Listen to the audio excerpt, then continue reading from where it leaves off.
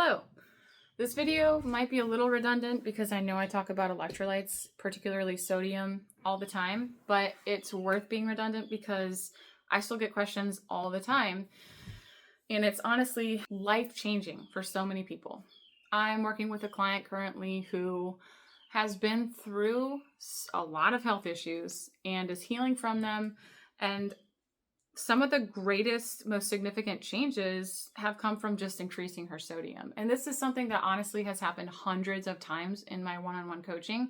Something as simple as you need more salt, you need more electrolytes, or you have an imbalance can be life-changing. It's not just, oh, I have cramps. It can be your focus, your ability to be fat adapted and function in a fat-burning state.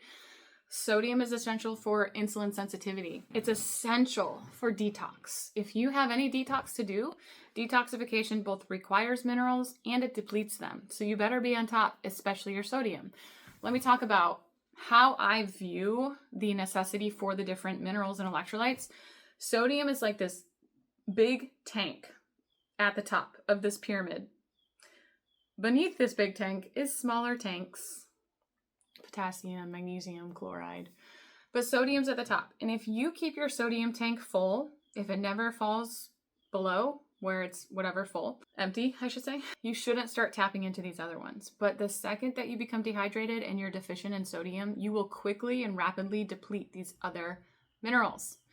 So that's the way I think about it. If someone has electrolyte imbalance, I know, one, they're not getting enough sodium, but two, they're going to need some help.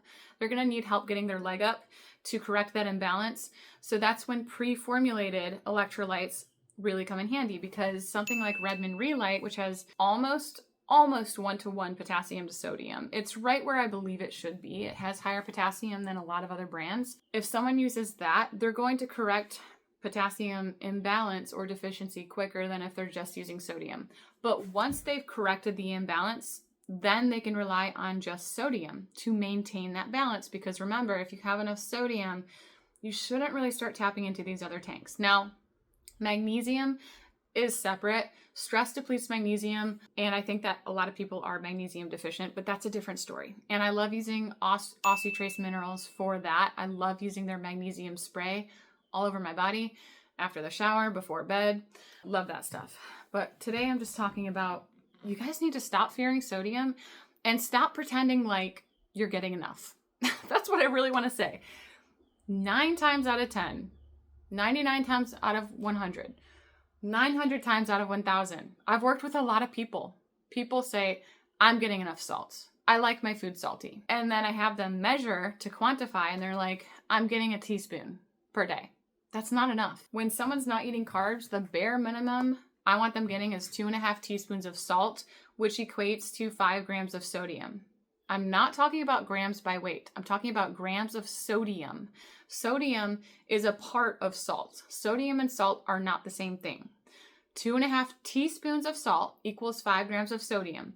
I take 10 to 12 grams of sodium every day to feel optimal. Now, I am breastfeeding, I am pregnant, and I do work out. But even when I'm not pregnant, and even not breastfeeding, before I even got pregnant with David, I was doing 10 grams to maintain just feeling optimal. So your lifestyle will dictate your needs. Genetic factors will dictate your needs. I know there are people in the carnivore space who never use salt. I don't understand. I do not understand. This is one thing that I have it on a list to talk to God about when I get to heaven. Why is it that they can thrive without salt?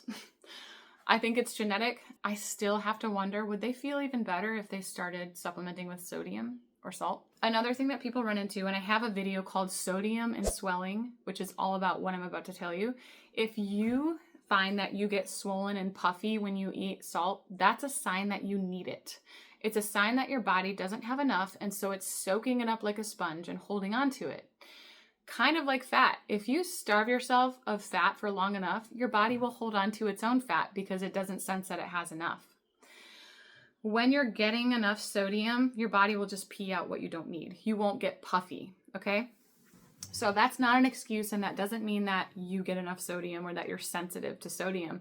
It means that you're probably already dehydrated. 99% of the time, that's what's going on. I've worked with so many people where this is the case. So I just wanted to encourage you guys again, don't be afraid of salt. Don't be afraid of sodium. I put it in everything, especially if you're eating low carbs, especially if you're not eating processed foods. Where are you going to get it from? Our soil is stripped of minerals. Our water is stripped of minerals.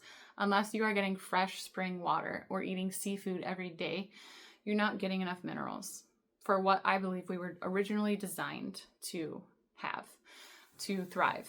And so the primary way that we maintain electrolytes and minerals is through salt. I am still a big fan of Redmond Real Salt. I know that they have tested for lead in their salt. I healed eating this salt. I've never had issues with it. I've been tested for heavy metals. I have zero issues. And also lead has been used for medicinal purposes. So it's not at the top of my concerns. I am still like keeping a lookout for other brands that are plastic free. The problem with sea salt is that the ocean is full of plastic. But I love Redmond Real Salt. I love their seasonings. I love Relight. I use Relight and I love their salt. So that's still my brand. My code is tailored. And do your research. Don't just drop them because you heard someone talk about the lead. Like, do your research. Decide for yourself. And then look at the other toxins and other salts. Like, we have to choose. Himalayan salt can also have lead. The ocean has plastic. I'm not doing plastic. More plastic. So anyways, that's my salt spiel. If you're constipated, more salt.